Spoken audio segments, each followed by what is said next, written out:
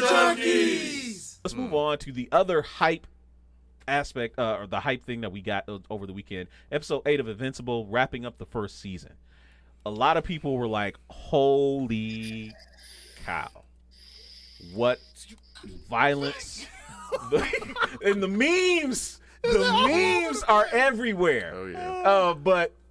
But the violence, just the emotion of wrapping up season 1, people can't necessarily even put into words the train scene. I think the train scene was the one thing that everybody was like, oh gosh. Yeah. Here's the thing. The train scene is why that will never be made live action or never be done properly live action. Indeed. So, man. So let's talk. Let's recap. Let's talk about Invincible season 1 as an entirety. Okay. Fallon, you go first. Well, to say the least, the show was a hell of an introduction because I've always heard of the Invincible series in passing, and I've always heard they say that like how it was, the comic itself was really bloody and so on and so forth. So obviously watching the show, I really get a sense of that, even though I know from what I've heard, they've adapted some things a little bit differently than a comic, but still follows it very faithfully. So obviously the first episode is literally sets the tone for the rest of the show because you think you know it, and then you get to the last part, which completely changes everything. And the whole it's like, I know a lot of people loved it consistently. For me, it started to drop off for me a little bit with the second and third episode because I thought for what they were doing, I think they turned the level of camp up too much for my taste. Really? So like in those, like just put in those particular episodes, but afterwards, like they started doing stuff that started pulling me back in a little bit and kept me invested. And then there you go. We got to the ending where, I mean, long story short, I didn't feel good no more after that last episode. Really? Dude, it's I felt kind of sad because that was his dad, man. Seriously. Yeah. I mean, he looked up to him because he was like the greatest superhero on the planet, and somebody you looked up to, and it's just that's got to be really crushing. But he got over. I won't say he got over it. He's dealing it better than his mom. And in the comics, after that happened, you didn't see that woman without a glass of wine in her hand at all. She was destroyed. She was destroyed after that. Yeah. But no, season 1 of Invincible, I think had a lot of really great action, as much as I expected. The voice cast is stellar. Like let's just get that out of the way. The voice cast is stellar. And from top to bottom, like everybody did a fantastic job in the roles that they got in the show. I think a lot of things that were talked about also in Invincible was his relationship with Amber Bennett. So Amber obviously was race swapped. She was actually a white girl in the comics. They made her black in this one. A lot of people have been giving her a lot of grief over the way that she treated Mark over this entire time, especially after she revealed in episode 7 that she knew that he was invincible. But the fact that he never trusted her, she still wanted to, be all bitchy and stuff about it. So, what do you think? Here's the thing. Yeah. I would have just found another girlfriend anyway. Me too. But beyond that, it's his fault too, though. It's like, dude, just tell her. Superheroes. If you're in a world where superheroes exist, so if you happen to be a superhero, hey, I'm a superhero. Boom. That's the thing. You can handle it, or I can find somebody else.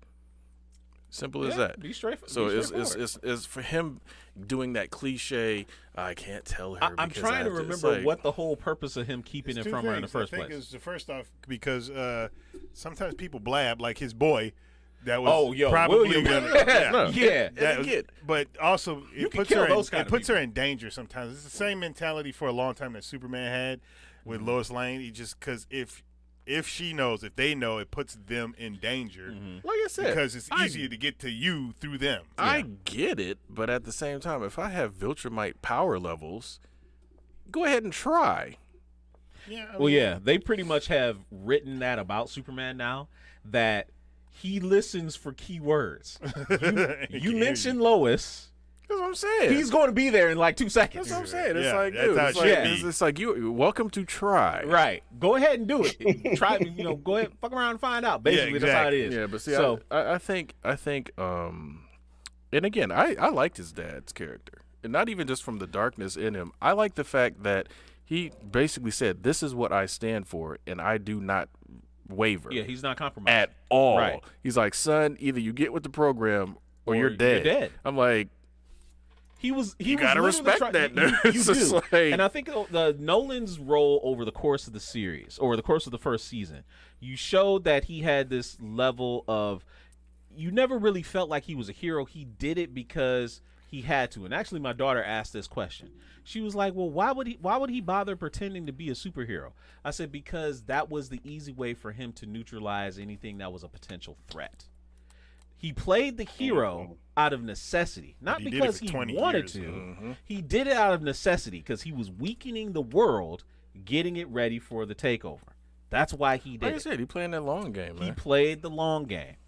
And, the whole thing with, him and Debbie, that was the one kind of weakness that he had. And he allowed himself to deal with that because he thought at first it was kind of it was a hobby. Whatever he was doing ego just like in Guardians of the Galaxy. Exactly. Well, yeah, he was doing that. I'm gonna bear myself a son and then absolutely he was. The and honestly, and Wolverine is right. Omni-Man is interesting. He is an interesting character. He is an interesting character. Way more interesting than most characters. Yeah. Let me ask you this question. Yeah, do you think, because a lot of the people out there may not have read the comics, I know you have. Mm-hmm. I haven't read the whole thing, but I've gotten up to a certain point because I know more about Nolan or Omni-Man that happens. Mm-hmm. And do you think that one character who is the same color as your favorite color, if I remember correctly, shows up? You think he's going to show up in the comic book? I don't want to say too much, but he's the comic? He's in the comic. He's the same color. His skin is the same color as I believe your favorite color is. That's where he's going. Yeah. That's literally where he went. Yeah, I think that's that's literally where he went. Yes, you remember how that? Yes, he will be in season 2. Yes, he will be in season 2. Yes. Yeah, Cassidius, that is hilarious. He called his wife his pet. Basically, I'm like, hey, dude, she was listening to all of it. Yep. And man, that show is out cold. The show was out cold. It was so good. Pull zero punches on that show, and it's just like. And okay, let's go back down to the violence aspect of it. Okay. Because to me, that's what sets this apart from a lot usual like American produced shows. Yeah. Because it's like you get they'll come up to that level and then they'll stop. Yes. They'll go up to a certain point or they'll do it for like one scene just for that shock factor and then they're done. This one was like, look, man, we're going end of the first episode, guess what? We're about to kill the entire fake Justice League. Yeah. Yeah. In a and we're doing horrible, horrifying way fashion. Yeah. And it's like Omni-Man went off. Because it was like, okay, think about it, right? R-rated Deadpool, in the first movie, they did a lot of things that were shock factors. This went way beyond that. Yeah, this went like I said, that's why they'll never be able to do this justice if they try to do a live action, because the movie would be NC-17. No theater is going to show it. So it's like it'd be pointless to even try. And then like you said, that train sequence when you. For those that don't know, the train sequence, I'm just going to explain this to you. Oh, man. Omni-Man and his son were having a knockdown, drag-out fight, and they showed what it would really be like if two super beings fought over a city. Invulnerable super beings, yes. Right, and they showed what the actual, after none of that Man of Steel, kid gloves. Right. He threw his son into a building. It showed that the building cracked, fell down, and it showed people falling out of the building because that's what would happen. It would. Then he took him down to the subway level and proceeded to hold him in front of an oncoming train. Mind you, they're both basically nigh invulnerable people. So he was trying to stop the train, and the train went through his hands, and all the passengers went through his hands. And his dad held him there through the entire train. And made him witness him basically killing dozens hundreds of people. So yes. it's just like, they will never be able to do this live action. Ever. The fact that he literally just used him as a blunt instrument to cause that, the reason why this hit me in just a way that nothing else has done before it is the fact that it was essentially unfiltered and raw. But it's like but it's like on the other end, it's just where like even though they were trying to do that cliche thing where like they try to make you have some sympathy for him, I wasn't on board with that, just on the simple fact that sympathy for who? Nolan. Oh, okay. Right. Omni Man. Because like he kind of like just went off and like had a tear in his eye and shit because it literally took him beating his son's face in for him to realize that he cared about him.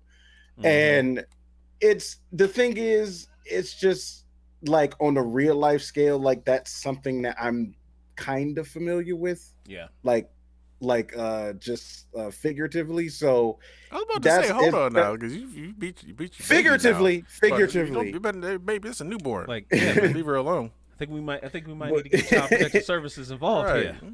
No, not I know what you're saying. Yeah, we use jokes. But yeah, it was just like, but that's just kind of like why I'm just like literally on just the dude. I'm just like fuck Omni Man, like for real. Now, Mark, his whole thing is that he screwed up a lot throughout the show. I get he that. did. Yeah. So it's just like, okay, this is how he's supposed to grow, by his screw ups. Granted, his screw ups have been monumental, and it's just like wow, or whatever. But I mean, I think like my only issue was that it did seem like he kind of.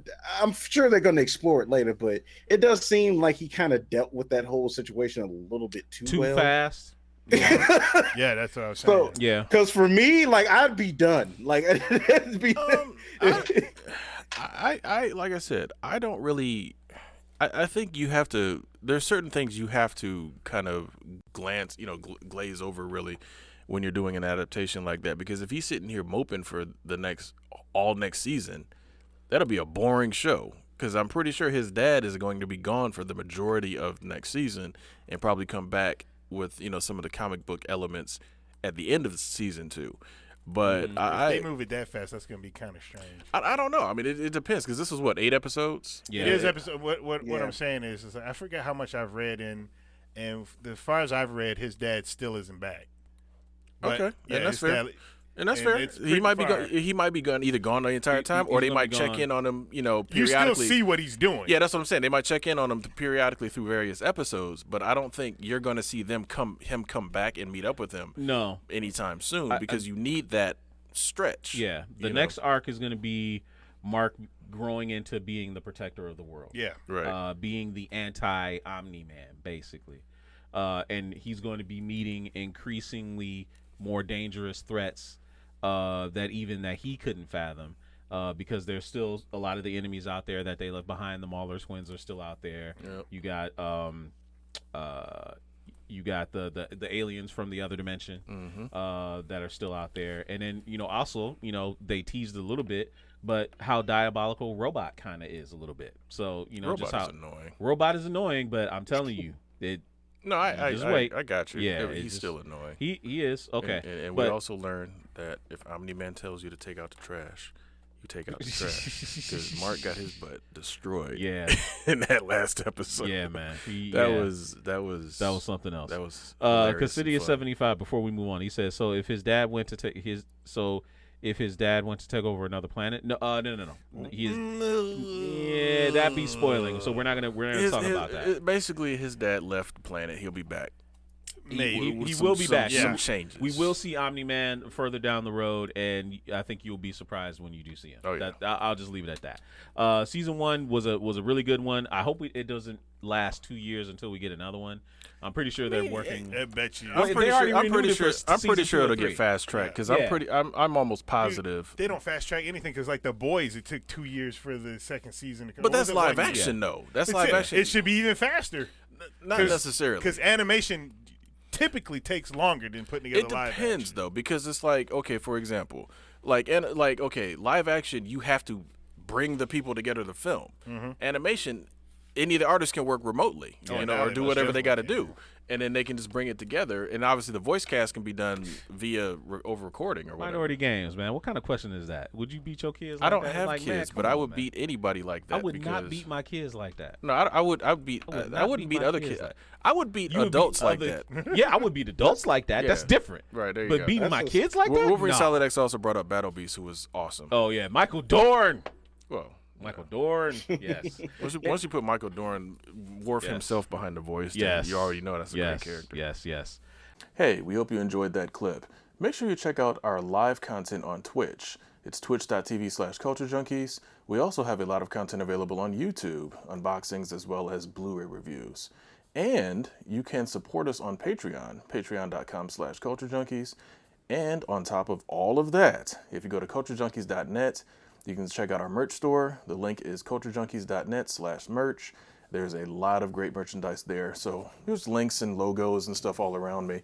So check those out, and we will see you next time.